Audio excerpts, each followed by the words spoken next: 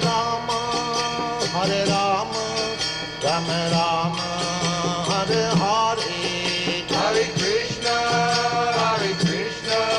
Krishna Krishna, Hare Hare, Hare Rama,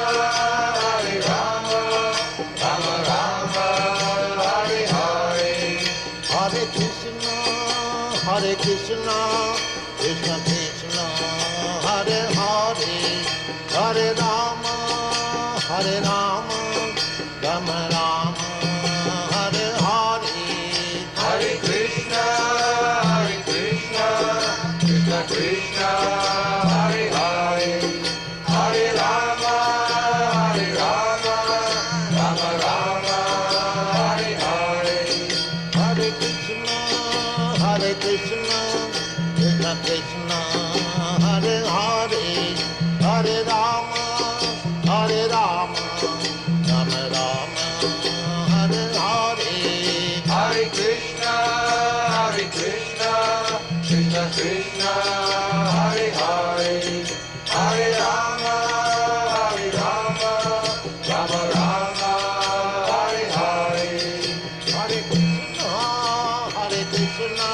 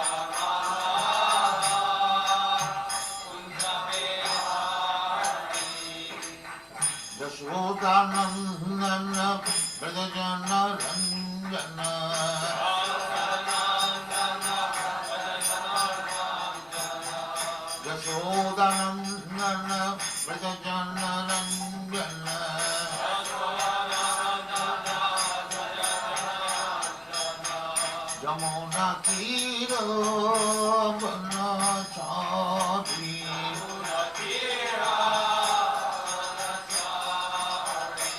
Jamuna Tiro Banachari,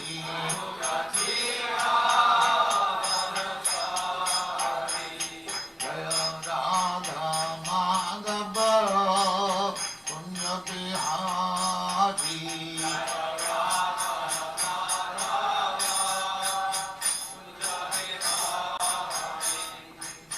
Gopijana Vallabha Girivaradhari,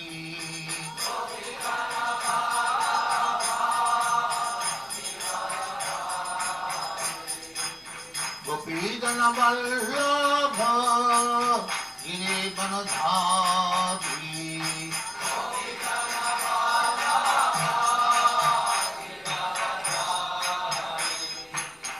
Yasodhanandana Brajajana Randana,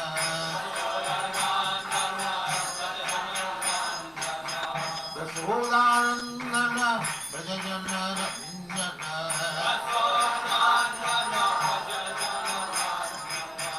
Yamuna Tiro Banachari,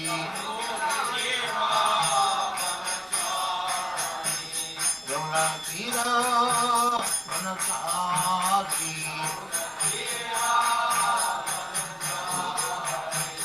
Jaya Radha Madhava Punya Bihari,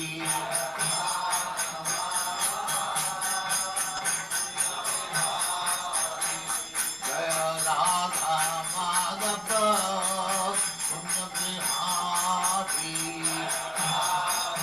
Hare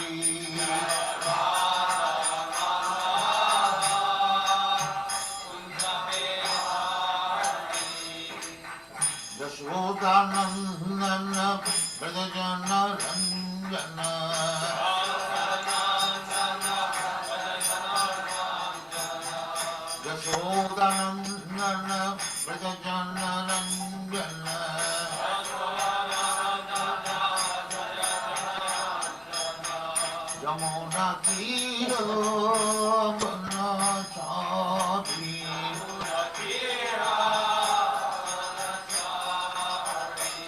Yamuna Tiro Banachari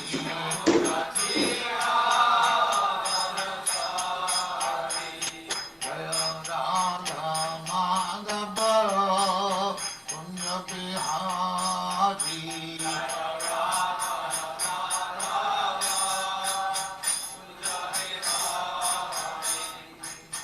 Gopijana Vallabha Girivaradhari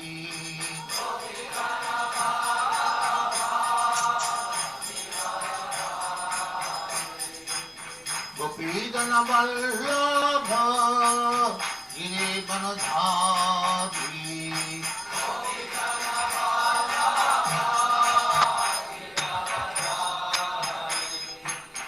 Yasodhanandana Brajajana Ranjana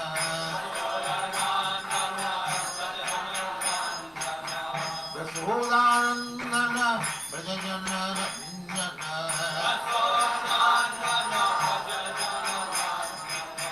Yamuna Tiro Banachari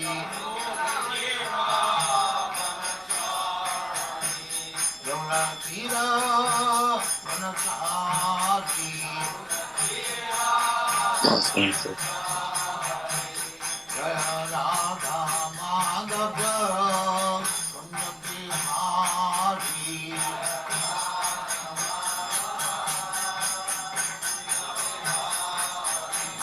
Jaya Radha Madhava Punya Bihari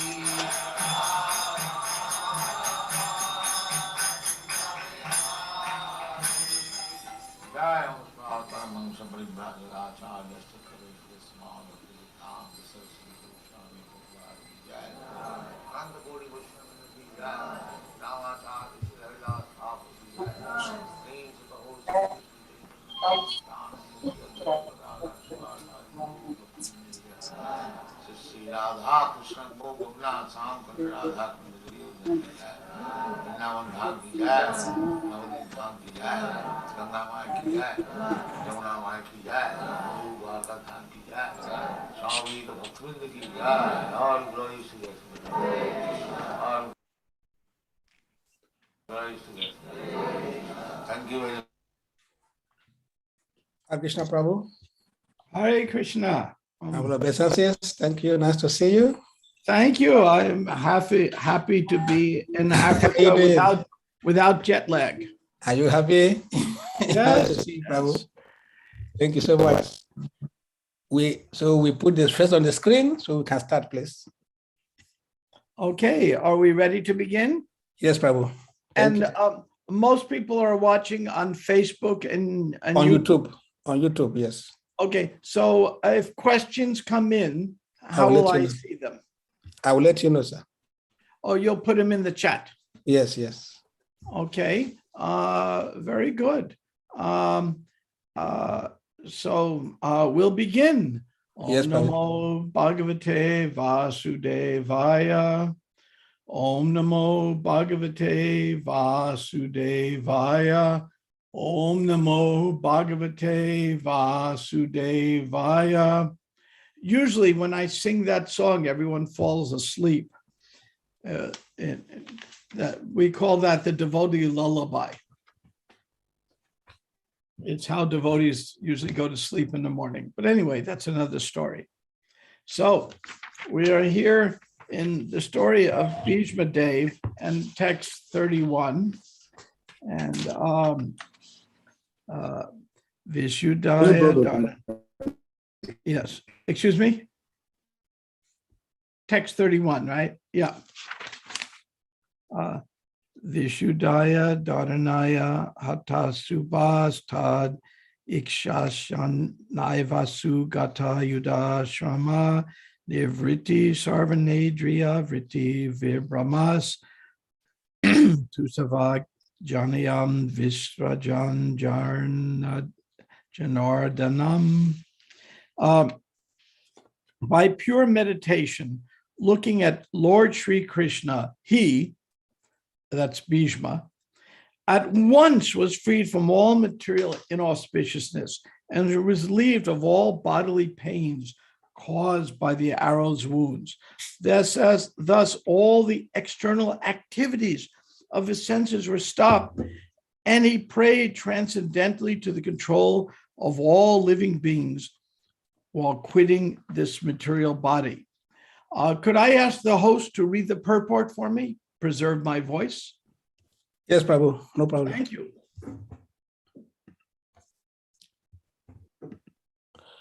Purport by Srila Prabhupada.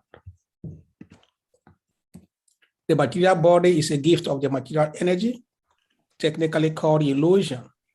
Identification with the material body is due to forgetfulness of our eternal relationship with the Lord.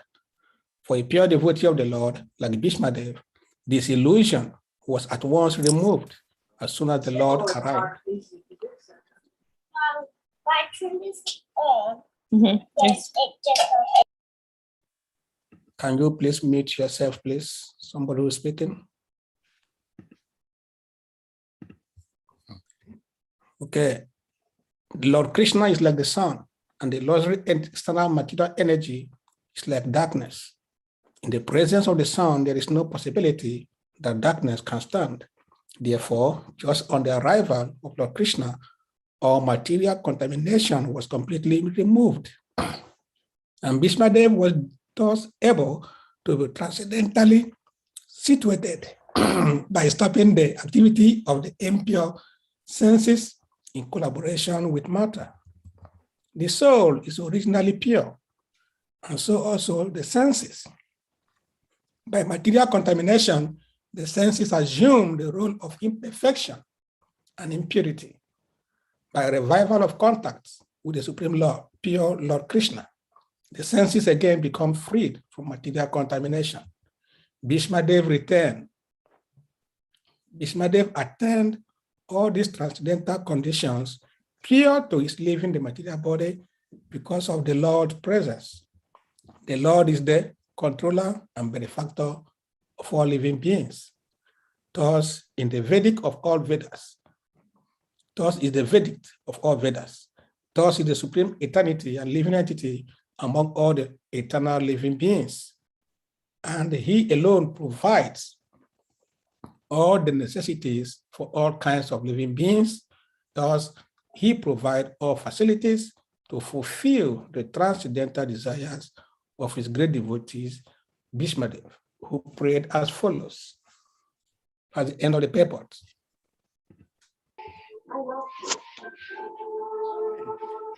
Thank you very much. I appreciate you filling in for me. So we're going to discuss today an interesting aspect of Bhishma Dev. We're going to discuss Bhishma Dev's ethics. Now, I'm going to challenge you to go a little deeper than we might normally go. Now, here is the question to consider. Bhishma Dev, first, early on, Bhishma Dev, when he was known as Devavrata, made a vow because his father, the king, wanted to marry Satyavati, but he was formerly married to the river Ganges, and he had I'm mistaken on that. It was King Son who was married, but King Satyavati's husband, King Satanu, he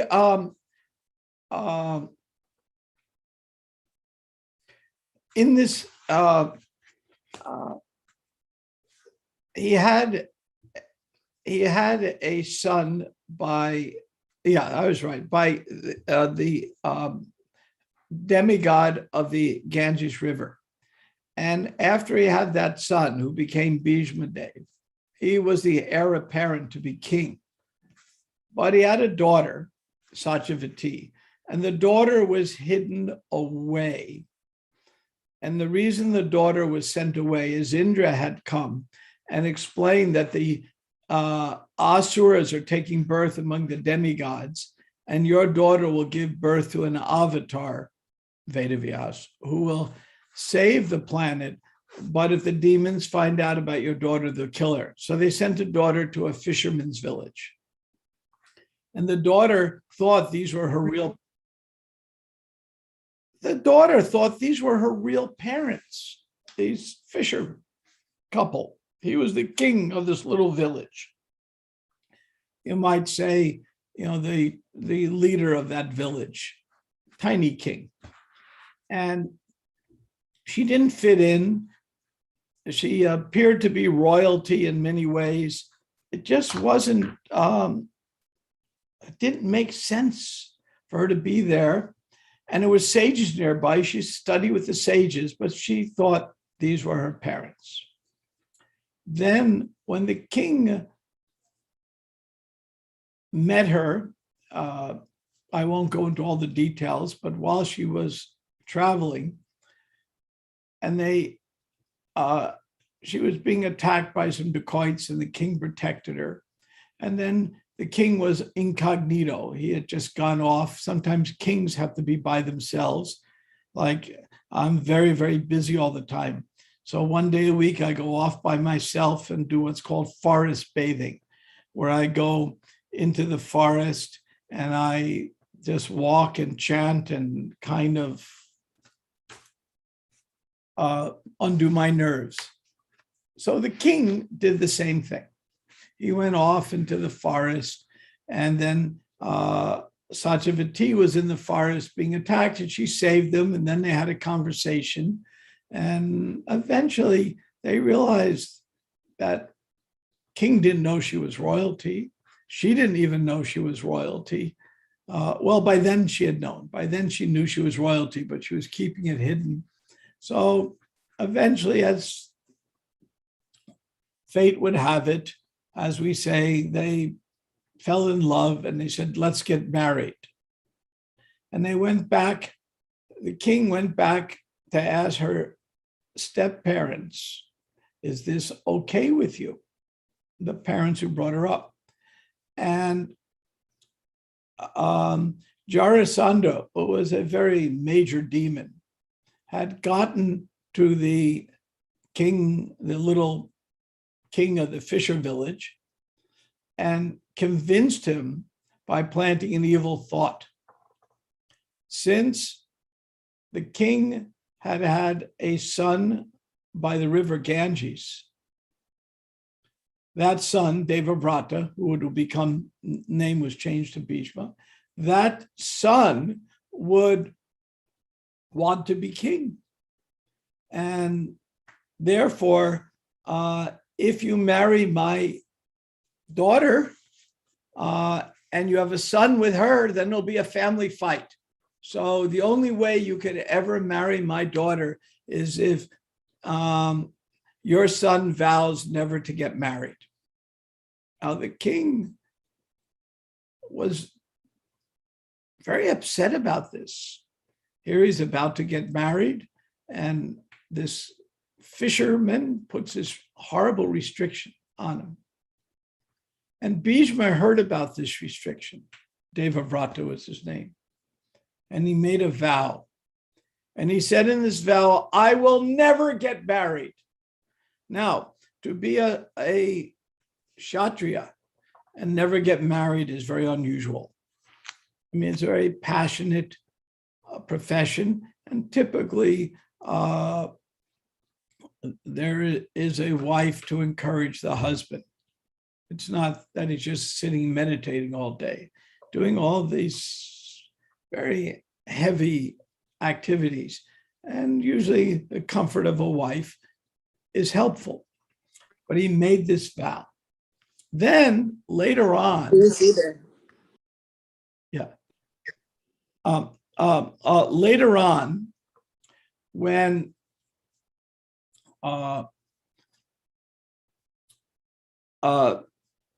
Bhishma's situation was that Pandu, his brother had died. His brother died, and there was Vichitravira died, and there was no heir to the kingdom. Bhishma was asked to break his vow for the sake of the Kuru dynasty, for the sake of having an heir. I'll read you what he said, and this will get to the moral position. Bhishma said,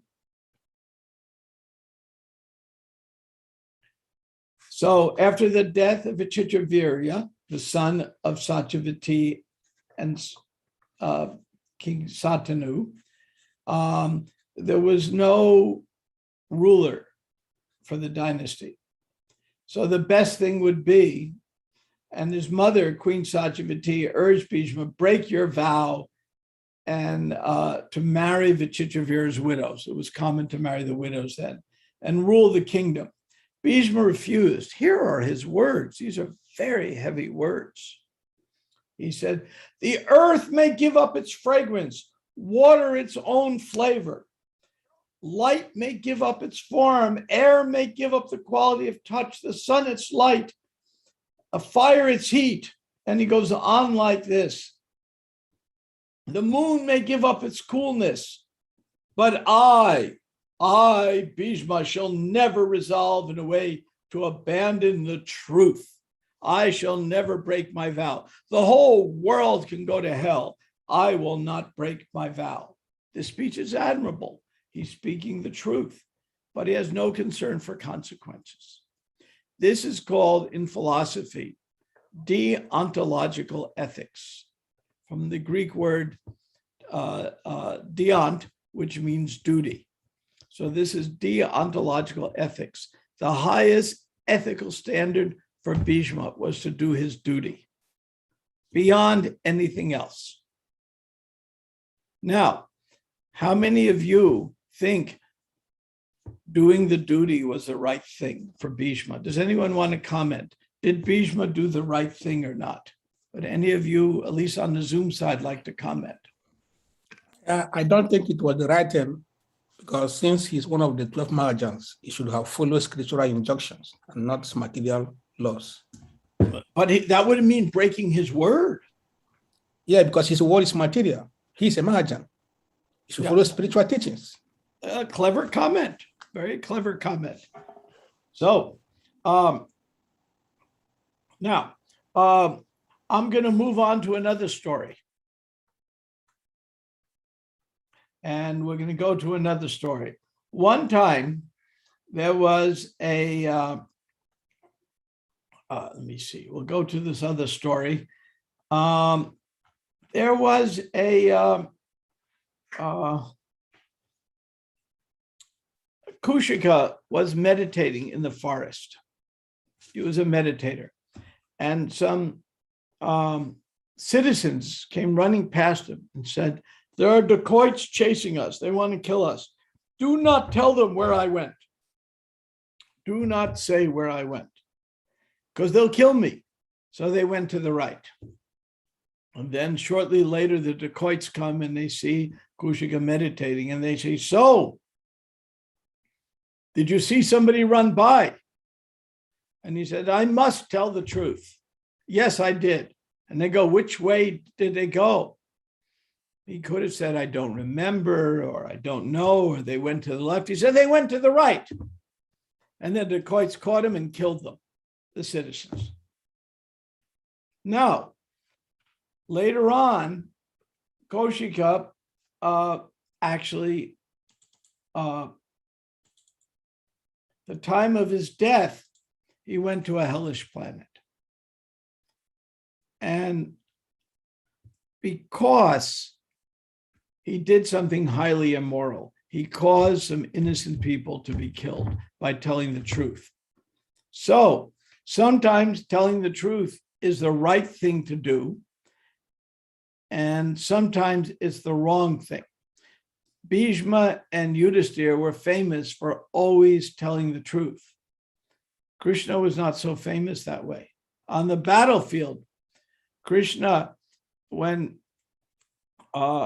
Bhishma was close to defeating Arjuna, Krishna, who had vowed not to fight, got off the chariot, grabbed his weapons, was going to go after Bhishma to defend his friend. And Arjuna grabbed his legs and says, don't do that. Don't break your vow. And the whole reason Bhishma had attacked Arjuna so ferociously is he wanted to see Bhishma wanted to see Krishna break his vow to protect his devotee. Because Bhishma, who was a great devotee, knew that Krishna's love for his devotee is more important than any vow. And he wanted to see Krishna do that. So now we have something called consequential ethics. So deontological ethics mean I do my duty because it's a right thing. And consequential ethics mean I do my duty, but I am concerned about consequences. Now, that's also can be a dangerous ethic, because if we don't care about moral principles, only consequences, then we can become quite dishonest folks. In the earlier days of the Krishna movement, there was a saying. Prabhupada said, by hook or crook, we should do Sankirtan. Now, it's an old English saying. Hook, it's a shepherd saying. By a hook, they use a hook to keep the sheep in line, and a crook is another kind of shepherd's hook. But when devotees heard this saying, by hook or crook, they thought crook meant like a thief, like a crook, somebody who steals. And therefore, in the name of accomplishing Sankirtan, horrible things were done. Money was taken from people who didn't want to donate. The end justifies the means. Practically, it almost in the 80s ruined our movement. And Prabhupada had said, money you get illicitly, eventually the government will take it away. And in fact, the government sued. The big party out of this ran out of California, and the government sued. They said, you're not doing charity, you're doing business. Therefore, you have to pay sales tax on all the millions of dollars you collected, and almost bankrupted the temples in California. And the government, all this ill-begotten money had to be paid back to the government. So, as devotees, what is our moral position? Or do we believe in deontological ethics? We do things on principle and truth? Or do we believe in consequential ethics, that we do things based on the consequence and what the results are? And Bhishma is facing these very same issues here. Bhishma began, there's another story told in the Mahabharata about Balika. Balika was a hunter, and he had to do it to maintain his family. So he was not a bad person, but he was in an undesirable situation. And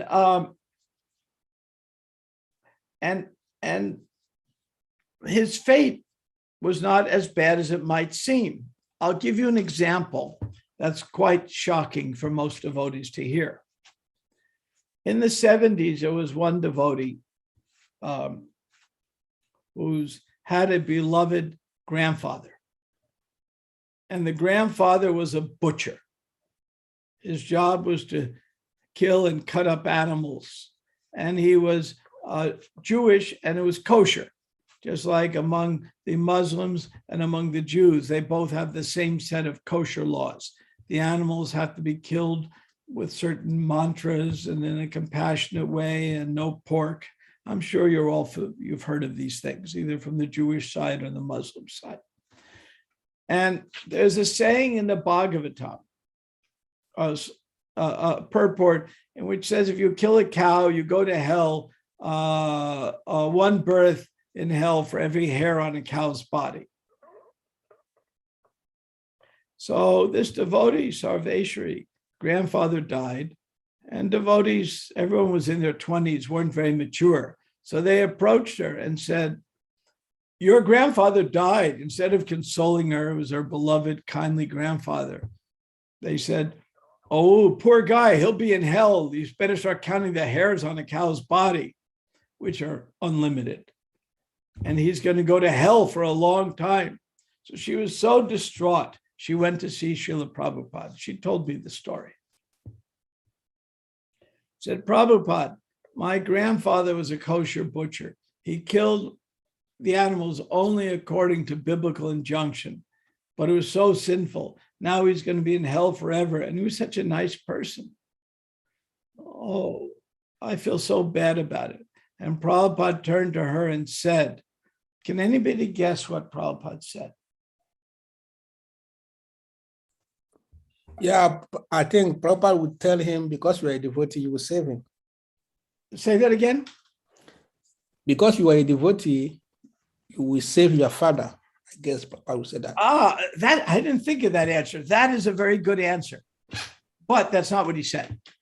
But that was a good answer. That was a very good answer. I like that one. That one didn't hit me. Okay. What he said was this. He said, because he killed the animals by religious principles, even though we were defective, he wasn't going to hell, he went to heaven.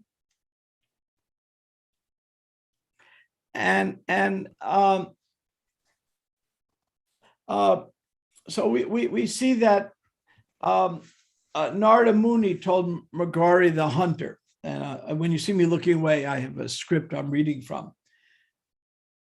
Because you are a hunter, for you, killing animals is a slight offense, but the big offense was making the animals suffer. So the point I'm trying to make is that morality is a complex issue. Now we find when Bhishma was on the bed of arrows dying in this chapter 9 of the Bhagavatam, Bhishma had a change of heart. Remember, in his younger days, I will not get married. The whole earth can go to hell. Everyone can die. What do I care? I will keep my word. And he meant it. It was quite dramatic. Later on, he's on the bed of arrows. The dying Bhishma speaks about truth in a far more complex, nuanced way than he did in his youth. He is now, when he's speaking to Yudhishthira, concerned about consequences more than the actual act itself. And he understands that in moral matters, appearances can be deceiving. And a lesson he gleaned from the story of Kausika, who told the truth and then went to hell. When that story was told to Bhishma in the Bhishma Purana, it really changed Bhishma's heart. And he realized consequences do count. And the point is, Yudhishthira inquired about morality. That's what began this conversation. So the truth of morality was not obvious to Yudhishthira, even the king of morality. And so Yudhishthira is talking to Bhishma, and the king of morality is struggling to figure out how do you tell right from wrong. I'll read you a little bit of their conversation from the Mahabharata.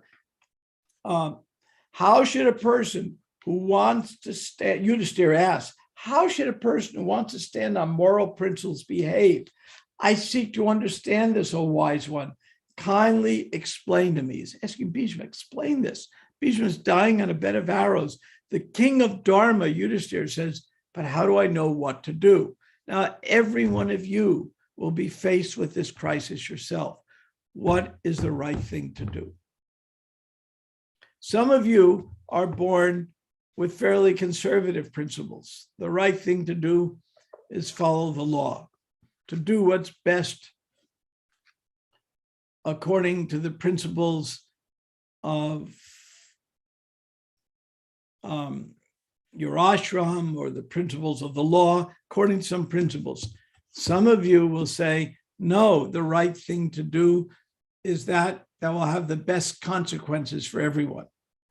If you're a follower of Immanuel Kant, the famous German philosopher, you're surely going to say deontological ethics. The only right thing to do is the right thing. If you're a follower of Hume, the British philosopher, you're going to say, I'm very concerned about what the consequences are. And some of you are born wired to lean towards one side and the other. One of my services is ISKCON Resolve. I do for the GBC the complex mediations. Right now, I'm doing things such as Vaishnavi Diksha Guru and the Lokanath Swami issue that everyone unfortunately knows about. And so I do complex issues. And I find that these tensions, as described in this chapter, the passing away of Bhishma, as expanded upon the Mahabharata, are the same tensions I see all the time within ISKCON. And I find that some people, again, lean one way and lean the other. I believe we're born that way with a different nature. So how do we resolve it? So Yudhishthira is asking how to resolve this difficult matter. So Yudhishthira asks further, both truth and falsity exist, covering the worlds. Of the two, O king, which should a person dedicated to morality practice? What is actually truth? What is falsity? What is really the eternal moral principle? Bhishma spoke, speaking truth is righteous. Nothing is higher than truth. And I shall speak to you that which is very hard to understand. Truth, and this is the important part, is not to be spoken, and falsity is to be spoken in a case where falsity becomes truth and truth becomes falsity. An immature person bewildered by such a case where truth is not firmly established. Notice what he's saying is consequences count, results count, and to resolve moral issues, it requires intelligence. It requires balancing competing trends. If we are to be successful as a Krishna conscious movement, we need to very carefully consider that sometimes there's not an easy right answer. Prabhupada's final instruction to us is how much you love me is by how we work together. Now we have to work together with people who are inclined to deontological ethics. We just must do the right thing. And people are inclined to consequential ethics. Look at the results of this.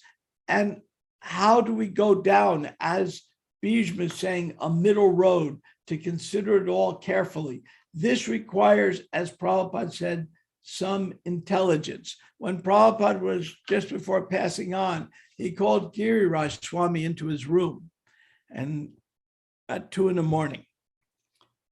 And Prabhupada's very going to pass on within weeks. And he turns to Giriraj, how will this movement go on when I'm gone? Does anybody know what Giriraj said? Anybody who's on Zoom know what Giriraj said? We don't know what he said, but I don't know what he said. can just speculate. He said, well, if we keep on chanting and following, the movement will go on. And Prabhupada said, no, we need intelligence and organization. We need intelligence. Because without intelligence, it's not going to go on. Because without intelligence, we're not going to be able to get past our differences. Without intelligence, we're not going to understand it. Some people are wired for deontological ethics. Some are wired for consequential ethics. And we have to compromise with each other and work together. Prabhupada used to give the example from the Acbsp fables. If you take one stick, anybody can break it. If you take a bundle of sticks, nobody can break it. So that's what it means to work together. So that's some of the messages that are in this amazing chapter of Bhishma leaving. Now, I'll tell another story about Bhishma leaving, and then I'll leave time for questions, comments, criticisms, and even insults. It's all good. So,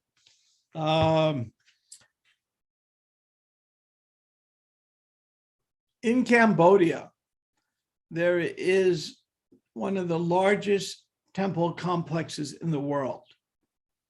Ancient temple, not currently used as a temple, but it's called Angkor Wat. And Angkor Wat, the whole Indian empire stretched all the way to Indonesia. Even the airline of Indonesia is, of course, Garuda Airlines. Even though it's a Muslim country, their name of their airline is after Lord Vishnu's bird carrier, Lord Vishnu's eagle. So, and so all of that area was part of the greater Bharata. And the king in that region built a huge temple modeled after a temple in South India, Angkor Wat. And it was kind of lost and then recovered. It's a huge tourist attraction now. And Bhishma died and exactly left his body at the auspicious moment of the solar equinox, when the sun is just going from the winter is ending and the sun crosses the equinox. And it's built in such a way that they have the Mahabharata story of Bhishma is laid out in bas relief. The story is being told on the walls. And at the exact moment of the solar equinox, only at that moment, a ray of light comes in and lights up Bhishma at his last moments on the bed of arrows. That's quite an amazing construction, considering this was done, built before the time of even Lord Chaitanya.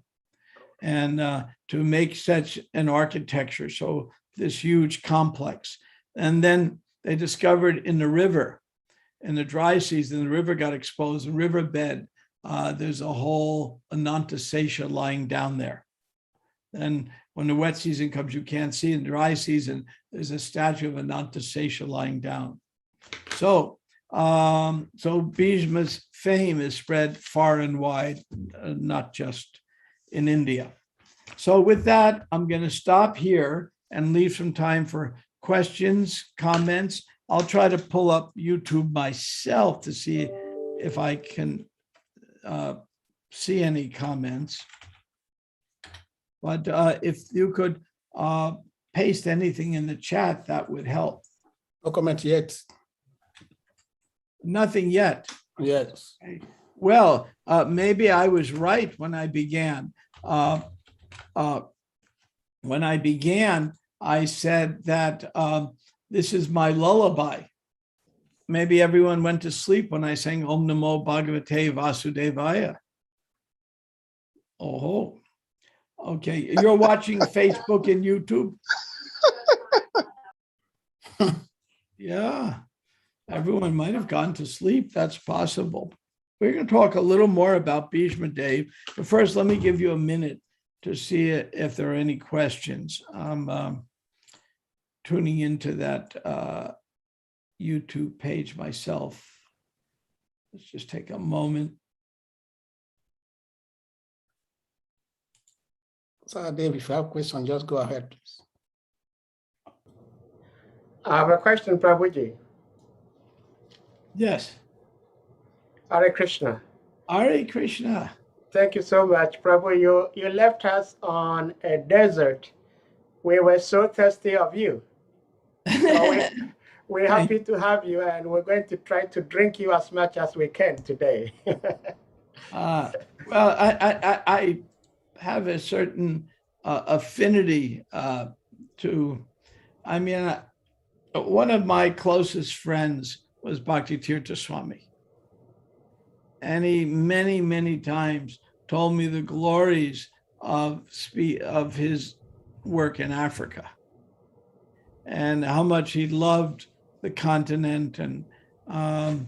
And as most of you know, African Americans often are not appreciated in Africa, as the phenomena would occur. And so he went there, he told me with some trepidation. And he was so well received, became a tribal king at one point, and everything he did. And he had such a love for the African continent people, because the African people, they're soft-hearted. They're very soft-hearted. And I see that every time I've spoken in Africa. I find that people are much, very soft-hearted, also intellectually astute, but they take to devotion with such, not so mental about it. I think a lot has to do with, I haven't studied this, but many of the native African religions accept reincarnation, demigods, all of that's there already. Anyone who lives a more natural life knows we're not the controller. There are higher authorities. You have to be in tune with them to be happy. So somehow in Africa, there is a understanding that is deeper than I find in the West. So it's a real pleasure for me to visit Africa. And Bhakti Tirtha Swami used to share that with me. Thank you very much, Prabhu. His feelings about that. He and I had some very, very good times together. Yeah, when he passed on, a piece of me also passed on. It was just like, it was, some people you feel very sad when they depart. Others you just can't tolerate it. Okay, I saw Salika Das has his hand up. Oh, Prabhu, I did not ask my question yet. I'm sorry. Oh, go on. Oh, sorry about that. Sorry. That was me. That was me just blabbering away. No. Yes, Prabhu, I think you're right, because the typical African wouldn't find Hare Krishna as a strange philosophy or organization, because it's something most of us know. The only difference is the depth. Krishna consciousness gives us much deeper knowledge and information about what it teaches, as opposed to what our African tradition teaches. But it's along the same path. Now, my question is, this particular chapter has been so bewildering to me. Of course, everything in the Vaishnava service is bewildering to me, but more especially is Bhishma Dev's lifestyle. And the only explanation given to me, which seems to make sense to me, is that Krishna just used him, because there are many things he did that do not befit a person of his caliber as a Mahajan. But because Krishna used him, he is never at fault. Now, my question is, what does Krishna want us to learn from Bhishma Dev's lifestyle? Give me an example of something disturbing about his lifestyle. His lifestyle, one disturbing fact is he knew for sure that the Kauravas, Duryodhana and his family, were wrong. The Pandavas were right. Yet he fought against the Pandavas, even up to a point that he gave Duryodhana special 5 arrows to kill these 5 Pandavas the following day, until Krishna had to play a trick to let Duryodhana lose those arrows. So there are many instances, but I'll mention this particular one now. Why? He knew for sure that the Pandavas were right. The Duryodhana and his group were wrong, yet he fought on the side of the Duryodhans against the Pandavas. When the Pandavas visited him on his deathbed, he was glorifying them. But would he be glorifying them if Duryodhan had killed them? Well, you've asked an extremely appropriate question. It's very appropriate. And I think Bhishma had a change of heart. He switched from deontological ethics. I will only do I will follow my moral obligations under all circumstances. And he switched to a consequential ethics. We have,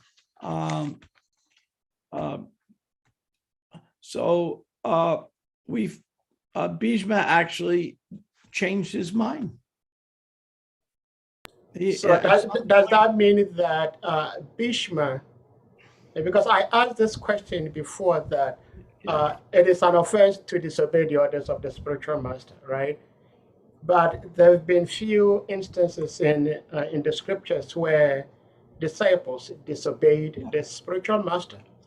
And the answer to that was, of course, we do not go about disobeying the orders of the spiritual master. It requires intelligence. So like you're saying, it requires intelligence to stay either on the ontological ethic or consequential. Now, am I right to assume that Bhishma Dev failed to use his intelligence at a certain point to understand that following this path may be right, but it is wrong? You ask tough questions. So did Bhishma use his intelligence? When I was young, I sometimes would do some really dumber things as a devotee that I would never do now. I did it in the name of service. Krishna protected me. One time, I'll give you a silly example. Around 1977 or 78, Satsarup Maharaj was my GBC. And I really respected him. I still do. And he gave me a letter to mail before Mangal Artik. So I walked to the post.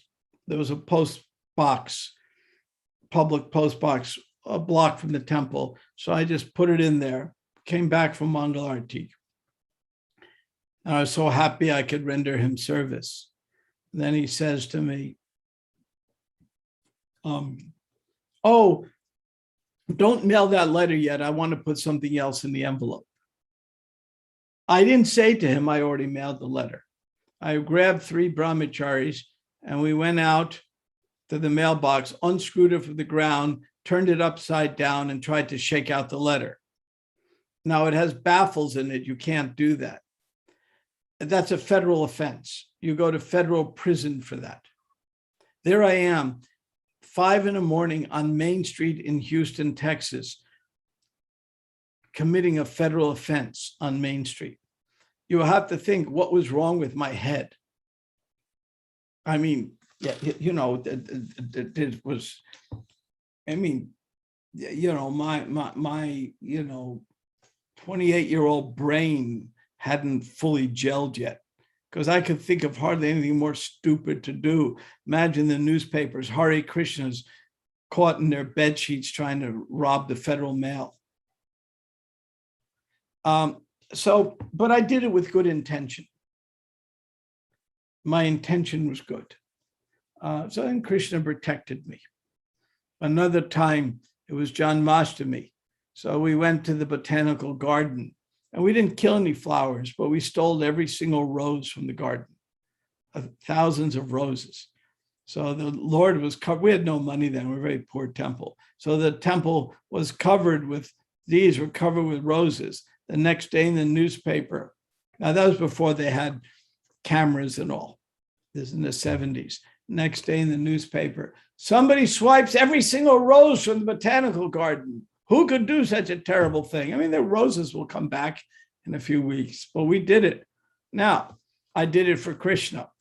I don't think I would ever do that again right now at my age. I know better. But sometimes when we're younger, in our enthusiasm, we will do things with good intention, but not necessarily well thought out. So Bhishma may be a Mahajan, but he's still a person, and we mature with time. So Bhishma, at the end, he had a much more mature, nuanced look at it. He said you have to look at it from both sides, not one side. But in his youth, he had that passion of youth. He was more enthusiastic. Good intentions the whole time. One reason why the ISKCON movement you're in is better than the ISKCON movement I joined, is much better. When I joined, there was no one in the movement over 30 years old. No one, except for Prabhupada. There was just no one. And men's brains don't fully gel according to science until they're about 25. Women's brains mature a little earlier. They will make better decisions. If what I say wasn't true, the military wouldn't work. The reason the military works is they can recruit 20 years old to the military, and men's brains don't have a good sense of risk until they're 25. So you get these kids that will take every risk, and they make good soldiers. If you didn't want to take risk, you don't make a very good soldier. And so the when I joined the movement, we had no adults. Now you're joining the movement. Those who join later have people their own age, people middle age, older people. So you have multiple generations, which adds a maturity and a balance. So similarly, everyone in those days were enthusiastic, and Krishna somehow protected us from ourselves. There's a saying in America, we have met the enemy, it is us. And so in a similar way, the point I'm trying to make is your point is extremely well taken, Sahadev, extremely well taken. Bhishma actually had a more mature approach when lying on the bed of arrows than early on in his life, but it's something he had to go through. You know, he had to go through that. He had to set two examples. One, the example of deontological ethics. My word is everything, like with Yudhisthira, because we have that story of Yudhisthira saying even though Yudhisthira was Dharmaraj himself on the battlefield, he said Ashvatthama is dead, but it wasn't the son Ashvatthama, it was the elephant. So even Yudhisthira backed off that. So it doesn't mean we should lie and cheat for Krishna, but it doesn't mean that we should also just be foolish. The only way this succeeds, because it's very easy to go into an immoral position. Everything's justified, everything for Krishna. So the only way to avoid the dilemma of becoming immoral in the name of Krishna, which is the seventh offense in chanting the holy name, the only way to avoid that is to be spiritually mature ourselves. And if we're not spiritually mature ourselves, that's okay. Then we need to associate with those people who are spiritually mature. When I was at the very first Gaur Purnima festival in 1972, you all know this story, but there was maybe 50, 70 devotees there. The Prabhupada, Tamal Krishna Maharaj had just bought the land. It was miraculous in the communist government of Bengal to even buy any land like that, especially in a holy place. And he got the land. Prabhupada announced, we're going to do a Gaur Purnima festival there. There were no buildings. There was nothing. Chutananda built a hut for Prabhupada, and there were some tents, and that was it. It was nothing. Those have been to Mayapur. It's a city now. There was nothing you could buy there. But the devotees went did a Gaur Purnima festival and set up a food relief for the Bangladesh refugees. I was in Calcutta and I ran into devotees. They invited me to help with food relief. So I went to Mayapur and there were 50, 70 devotees and one English-speaking guest, me. I wasn't a devotee, I was the only guest. Everyone was in a strong mood to preach, and there was one person to preach to. There was one guest. So Prabhupada, mercifully for me, kept me in his hut with him all day to protect me. But still, any other time, there were people, some of the people had joined the movement 6 months before, maybe 1 month before. Some had been maybe 6 years, which would be the longest anyone could have been in the movement, 5 years maximum length. So the 5 years were the absolute super senior people. And the guy who joined 2 weeks before was a new guy, but I couldn't tell the difference. They all had shaved heads and wore bed sheets and clay marks on their head and danced around. I mean, how could I tell the difference? You know, all of them had a green sock and a blue sock. None of them matched. I mean, I couldn't tell the difference. So how can I know what to do? So, and some of them were giving me really, like Yadabar and Vishaka were there, and they were giving me the best of advice. And some people were giving me terrible advice, frankly. So later on, after I left Mayapur, I got to see Prabhupada again in Calcutta. So I said to him, this is very confusing, Prabhupada. I don't know what to do. I get so much advice. You know, somebody would say, well, if you want to advance, you have to chant all day. Or if you want to advance, you really have to have deities, and you have to offer your food, and you have to do this, and you have to do that, and piles of should, just big piles of should all the way up to my neck. And so what do I do with all this should? So Prabhupada then gave me very simple instruction. He said, the key to advancement is one thing: good association. So if I associate with advanced people who I trust, who trust me, frankly, also, then everything will fall into place. And if I don't do that, I'll always be confused and bewildered. And he gave me a few other instructions. And he said, read his books every day and a few other instructions, but that was a key. So right now in the movement, it's wonderful. We have multiple generations. It goes two ways. Your generation gets to associate with older people. My generation gets to associate with younger people who have that enthusiasm, that youth, that passion, and sometimes that over-enthusiasm of Bhishma Dev. The whole world can go to hell. So we can temper that. At the same time, you give us the energy to still want to push on. So it's that's what Prabhupada meant by International Society for Krishna Consciousness. So Bhishma was setting the example of how he, even though he is a Mahajan, he still had some change of heart. So even Mahajans can have some change of heart. You know, we can say it's Leela, or we can, you know, say anything that way we like, but nevertheless, that's what the story in the 9th canto is telling it. I tried to tell the story of the 9th canto, supplementing it for you with some Mahabharata stories.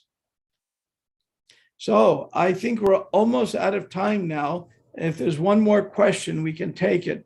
Otherwise, yes, we have a question from Salika Prabhu. Prabhu, you can unmute and ask your question.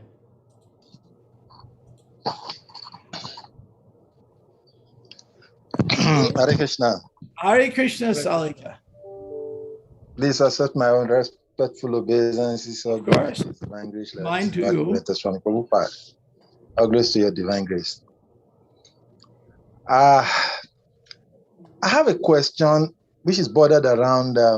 You've actually touched one or two places where I wanted to hear, and you gave an analogy which Prabhupada said that if the one stick of broom is broken, it easily breaks, but when you have a bunch of sticks, it doesn't. And this is a very nice one. And we all understand that there is a need for cooperation for the movement to continue to grow. But my question is, how do you continue to cooperate when there is seemingly no agreeable point of moving forward? And I give an example. Okay, there are certain basic principles of management that Srila Prabhupada has set in place for the movement to run. And you are in an environment whereby some of these principles are not being practiced, and you can change it. And even though many knows that this is not the standard, for whatever reason, they are not ready to support what is right to be done. And this lapses in management is there.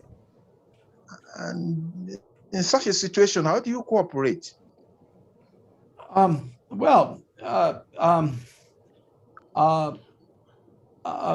You've asked a really good question.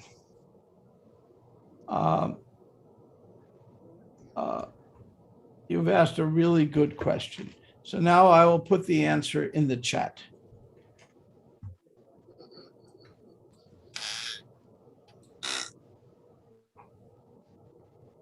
God, grant me the serenity to accept the things I cannot change, courage to change the things I can, and the wisdom to know the difference. So sometimes we can change things, sometimes we can't.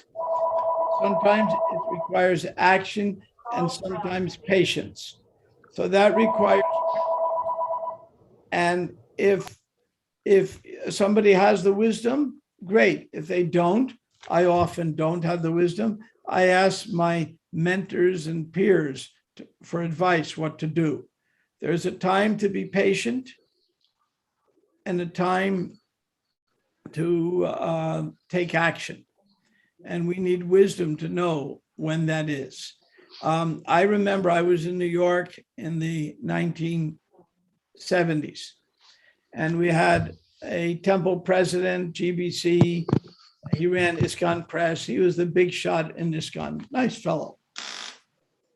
And he was a sannyas. And Prabhupada personally told me, have any questions, ask him. And then he got married. Prabhupada didn't mind. He even performed the wedding ceremony. And his wife was some kind of witch of some kind. And she started offering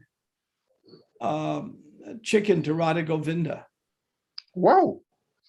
Yeah, it was mad. It was crazy. It was crazy. The worst thing I've ever seen.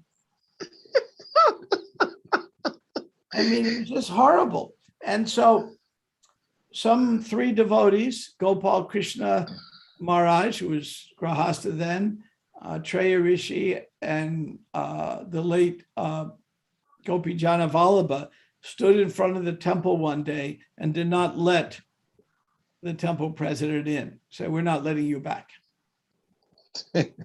Now, what did Prabhupada do after that? He sent a committee to investigate. And here's what happened. Those devotees who stood and blocked the doorway, he said, you're brave men. I make you GBC men. Those leaders who ignored the horrible things going on, Prabhupada chastised them. How could you let this happen in my temple? Those devotees who were junior devotees, who knew everything was wrong, but just followed, just did their service anyway, Prabhupada praised them greatly. So we say one man's food is another man's poison. So one man's service could be another man's sin. So again, those devotees who stood up and said, this doesn't work, because they were leaders. And Prabhupada wanted the leaders to stand up, but he wanted the followers just do their service and depend on Krishna to rectify it. So I was a bhakta then. I wasn't even initiated. And I, every week at my apartment, one devotee would show up the door at least once a week. We would say in those days, blooping. Now, blooping didn't mean you're leaving Krishna in those days. It meant you're leaving your temple. Just like if somebody's part of a football team, they can't change teams without the coach's permission. So it was like that. You're part of a temple. You couldn't change without your temple president's permission. And without permission, they were leaving. And they would come and stay at my apartment and say, can you find me, can I use your phone to find a temple I can go to? Because they were so upset. So I was watching this. I said, Krishna, why? I'm just a young bhakta. Why am I seeing all this? This is not good for my consciousness. Later, I learned why. Just like right now, we have a pandemic. So if you get your shot, then you won't get COVID. I've had my shot, so I won't get COVID.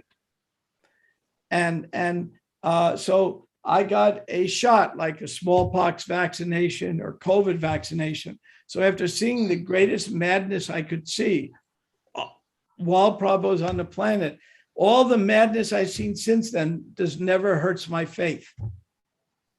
Sometimes I'm disturbed by it. I try to fix things when I can. That's what I do in ISKCON Resolve, but it doesn't disturb my faith.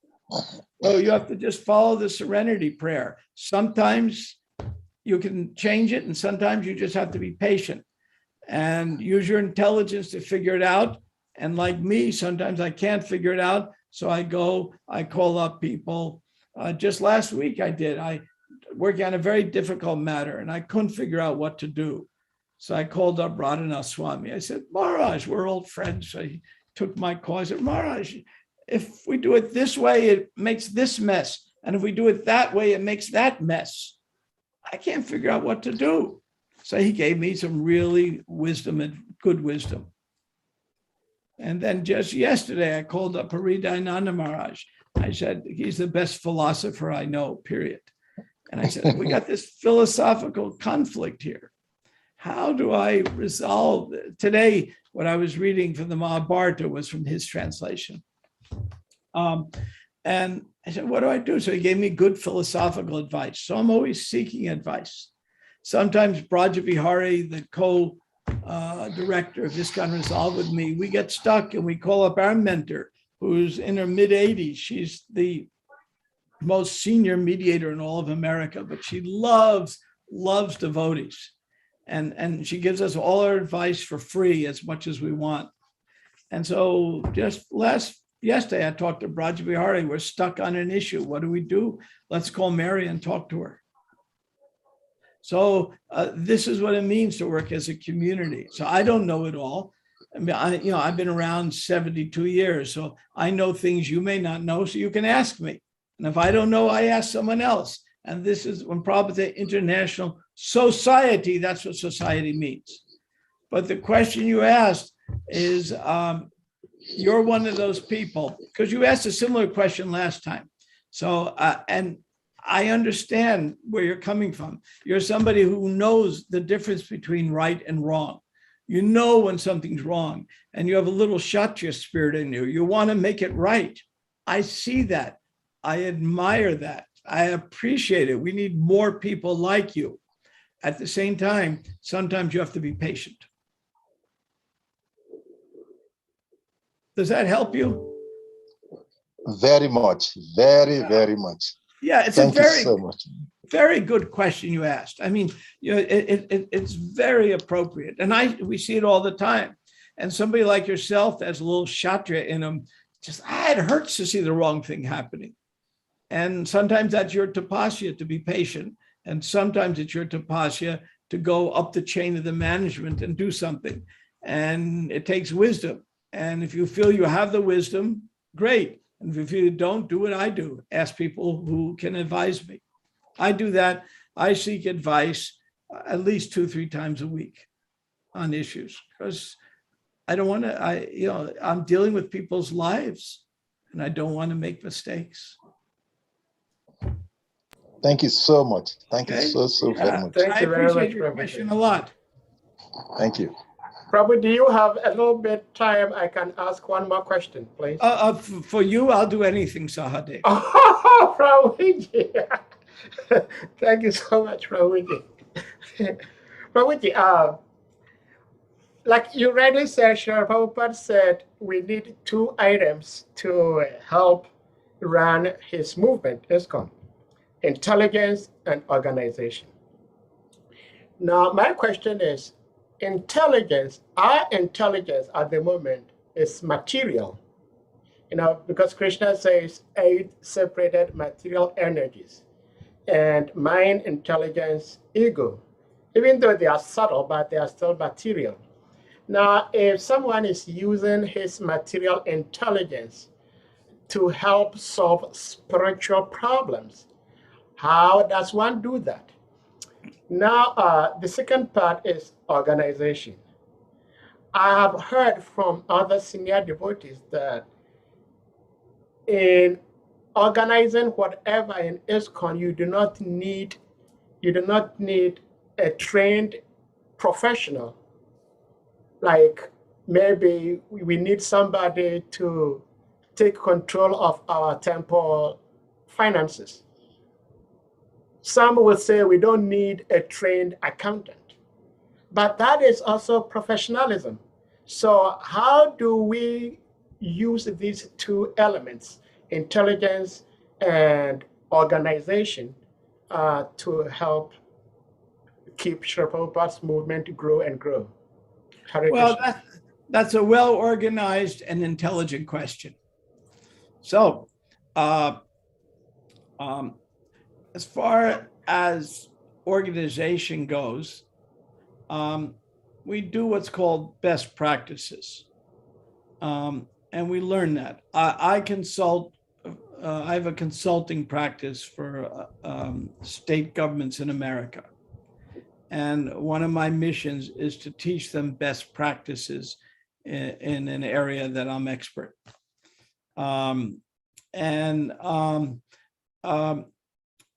the government is very interested. What are the best practices? So we should always, an organization, find out what are the best practices. Prabhupada once told us, when you want to learn how to manage, go watch the Catholic Church. They've been doing it for 2,000 years, and they learned a lot. They made a lot of mistakes, and they learned a lot how to organize. I tell devotees, check the Mormon Church. They really got it together now. Purijan went there in the Dodi and all, and visited their headquarters in Salt Lake City, Utah, and they're pious people. They received him with open arms, showed him how they do things. He learned a lot. So we learn, we take gold from a dirty place, let alone a clean place. So we learn how to organize. Sometimes we have the skill ourselves. Sometimes, for example, I run the Bhaktivedanta Institute here. And I'm not an accountant. So I'm bringing in an outside person who's an accountant to organize the books. Otherwise, when I work on grants from the BBT, and when I give them my books every year, they get mad at me. Why don't you know what a profit and loss statement is? And I'm a scientist, so you should know. So now I have to bring in an expert to get a profit and loss statement that makes sense. So I don't know these things that well, so I bring in somebody who knows it. If there's money in the bank, I made a profit. If not, I made a loss, but that's not what a profit and loss statement really is. So I can be a dummy that way. So then I bring in an expert to help me. As far as material intelligence, you will find we do have material intelligence, and we should use it in Christian service, because we take our material intelligence and we use it in Christian service, it becomes spiritualized. Prabhupada gave the example, and he said it to me directly. So this one means a lot to me. If you take an iron rod, the example, you put it in fire, even though it's iron, it assumes the qualities of fire. It gives light and will burn you if it touches you. So we take our material intelligence, use it in Christian service, it becomes spiritualized. Thank you so much, Prabhuji. We truly appreciate your practicality. I mean, your approach to Krishna consciousness is so practical. I try to be practical. That. Yes. Yeah. One reason I'm so practical is Prabhupada was always practical. Yeah. He is very, very practical. Like I gave the example, our Saveshri, of talking about her butcher grandfather went to heaven. Prabhupada was very practical with things. Yeah. And when it came time, when the controversies arose and the issues arose, I was so impressed by his practicality, because the real thing was, what does it take to bring people to Krishna? One time Prabhupada said, we are not the International Society for Rules and Regulations. Prabhupada was asked, are you following Chaturmanya? Prabhupada was at the French temple and it was very hot, no air conditioning. So he asked for some yogurt. It's August. He said, I'm sorry, there's no yogurt in the temple. It's yogurt fast time. And Prabhupada said, go to the store and get me some yogurt.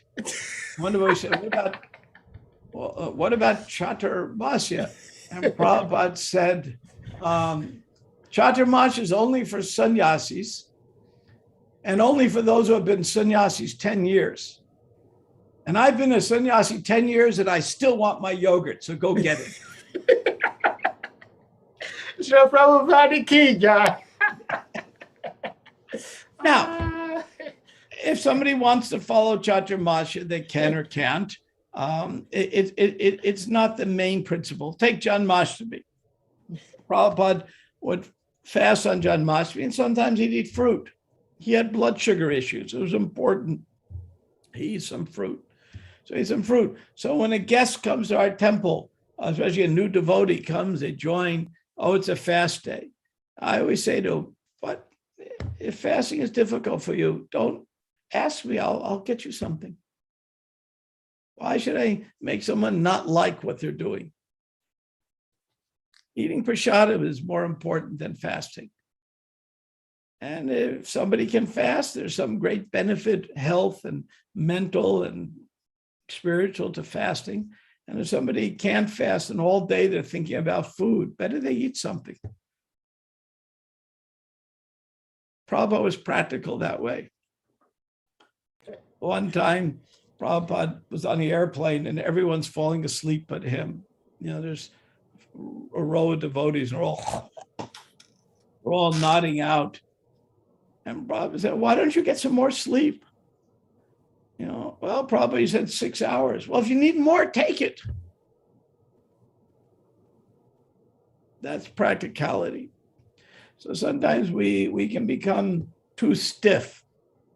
Now, we can also become too loose. So what does Krishna say in the Gita about that? He says, don't eat too much, don't eat too little. Don't sleep too much, don't sleep too little. Moderation. Yeah, Krishna in the Gita advocates a very Buddhist path of the middle way. The Buddhists call themselves the middle way. Sometimes we can use a little Buddhism maybe, but we have to take a middle way. We're not fanatics, and we're not hedonists that we just do whatever feels good. We take a middle way. And then Prabhupada said over 150 times, very important. Prabhupada said something over 150 times. I think it's important. And what he said was, Krishna consciousness is a gradual process. So the main thing is not how advanced I am. The main criteria for our internal understanding is, are we going in the right direction? And if we're going in the wrong direction, we better turn around. And if we're going the right direction, very fast or very slow, we all know the story of the tortoise and the hare. And the tortoise won the race, not the hare, not the rabbit. And so the main thing is, see, are we making advancement or not? And if we are, we're doing well. And if we're not, then we better confer with our mentors, what am I doing wrong? But it's not that I have to be a pure devotee today. It's not going to happen. Okay. Thank you I so hope much. this helps. It was nice Thank you. seeing you all. One day, Krishna will fulfill a wish of mine and visit Africa, but who knows? Right now, I can hardly leave my house. So we'll see what Krishna arranges. Thank Are you so all much. safe there from COVID? Are you protected? Yeah, we are protected by Krishna's grace. Oh, very good. Are there vaccines in your countries? Yeah, there are vaccines, scanty though, but then there are more and more coming. Yeah.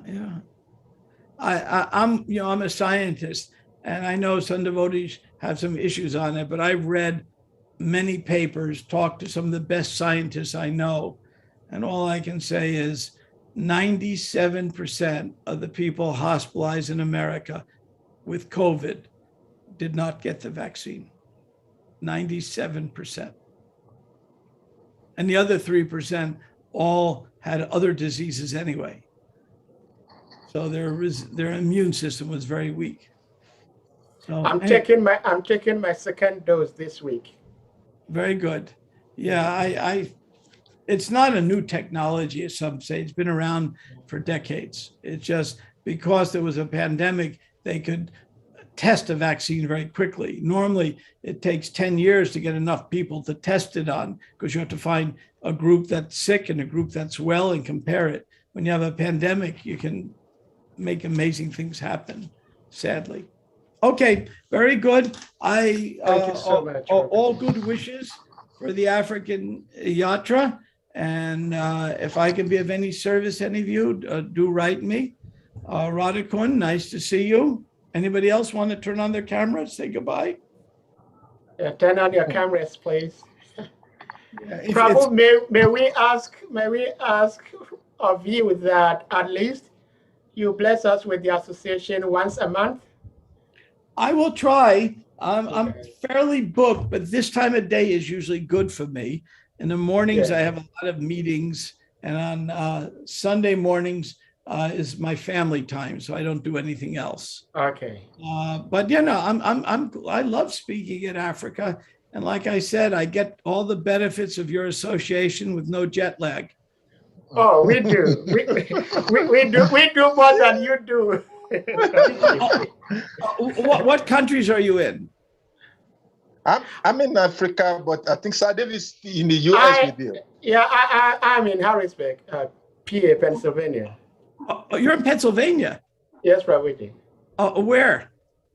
Harrisburg. It's very close to Gita. No. You're at Gitanagari area. Yeah. No. I know Harrisburg extremely well. Yes. Okay. Okay. And Radhakun, where are you?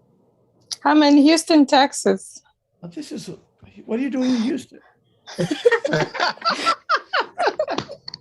My family's here. Oh, but where are you from? I'm originally from Nigeria. Oh, okay. So originally you're African, but now you're in Houston. Okay. Yes. Yeah, I was the first live membership director of the Houston Temple way back. Oh. If you know Dwarkanath, who does the art teach, he was my second life member I made. Oh, wow, Prabhu, that's awesome. It was way back. And where is somebody else located? Okay. I'm in Nigeria.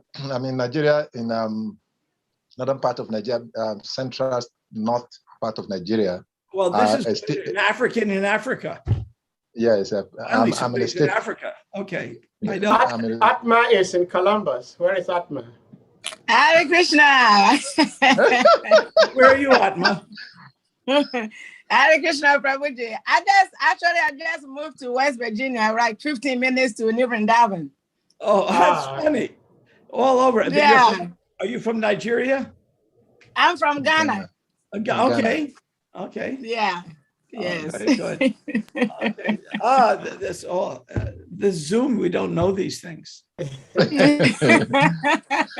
Atma, I appreciate your comments. Very nice. Nice of you. Oh, thank you, Prabhuji. You have really opened a lot for me. You know, a lot of the questions that my God brothers ask and your answers, it has, has helped me a lot. So thank you. Thank you. Prabhupada instructed me to always ask a lot of questions.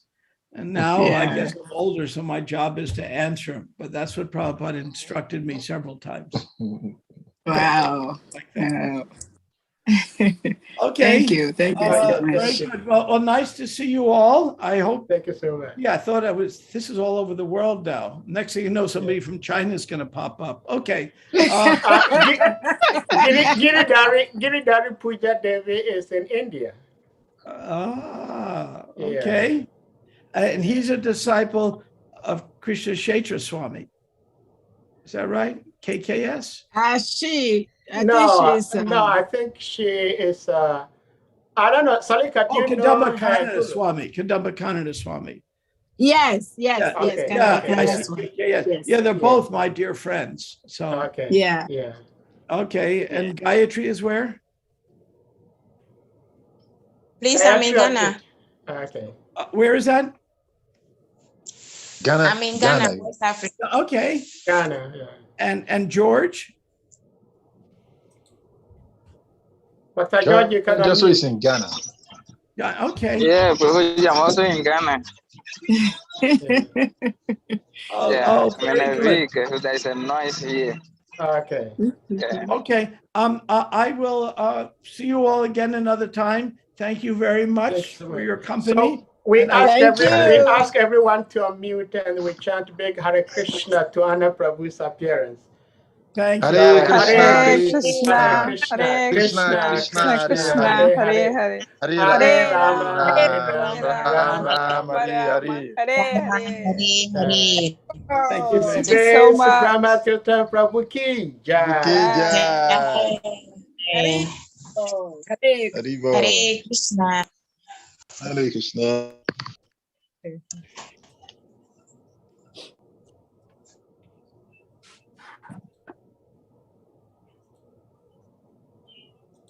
Jaya Jaya Prabhupada Vande Guru Shri Charanavindam Jaya Srila Prabhupada Gangara Parashoile Paschate Pavandarshane Pavitra Koro Etumaragum Srila Prabhupada Patita Pavan. He's a kind and gentle soul. His heart is never cold. So peaceful and poetic, with a message true and bold. He's never seeking praise, so silent and so grave. And his transcendental love is the magic in his ways. And when I see his love, I know I've got a long, long way to go. When will I taste the love that he is feeling inside?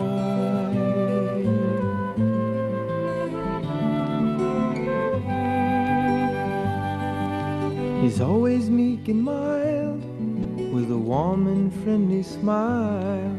So simple in his living, singing all the while. He sings out Krishna's name, his glory and his fame, to serve his Lord and Master, in pleasure or in pain. And when I see his love, I know I've got a long, long way to go. When will I taste the love that he is feeling inside?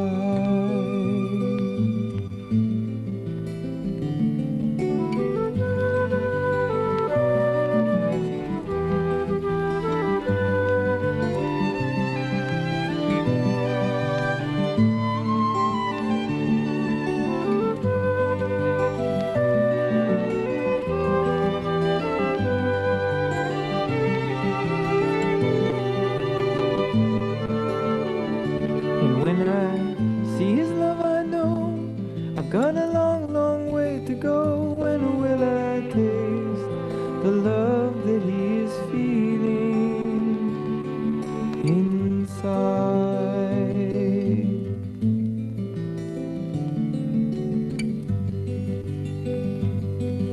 You'll find no lust and greed in a heart that's pure and free. He's a lover of the Lord, and his life is ecstasy.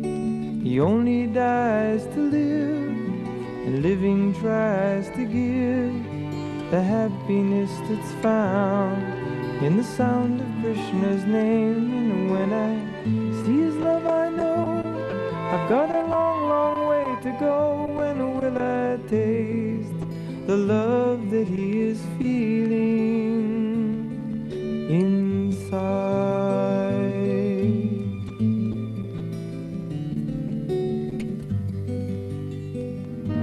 Oh, merciful Prabhupada, your eyes, they can heal, taking hard-hearted souls and making them feel amazes your mercy, soothing and warm. Your love is a guideline through Maya's dark storm. Your heart, it contains the Lord's loving grace. A smile you partake of face to face. You give us hope as the ship was going down. With you as a captain, we surely won't drown. Every town and village will sing Krishna's name, bringing forth the prophecy Lord Chaitanya proclaimed.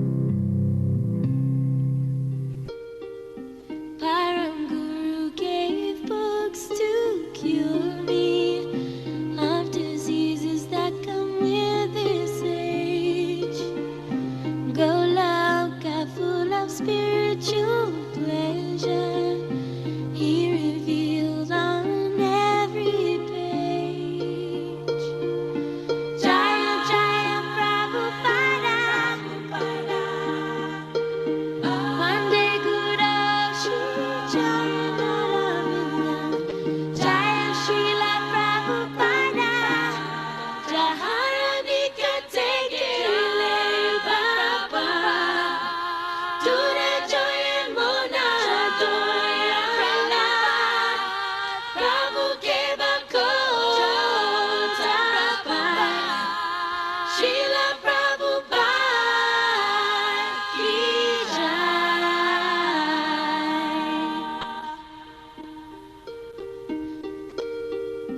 My dear grandfather, spiritual master, unto you I most humbly pray that this serpent-like non-devotee in the dust of your feet will stay. Jaya Jaya Prabhupada, Vande Guru Shri Jayanaravinda, Jaya Srila Prabhupada, Hadistane Apada Ditale, Harinam Tamastane.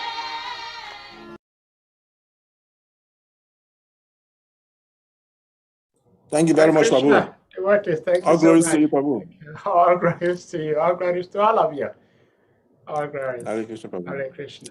So, by Sorry, I Guru came late, Krishna's, Prabhu. it's Please okay. forgive By me. Guru Krishna's grace, we'll meet again tomorrow. Yes, Prabhu. Haribo,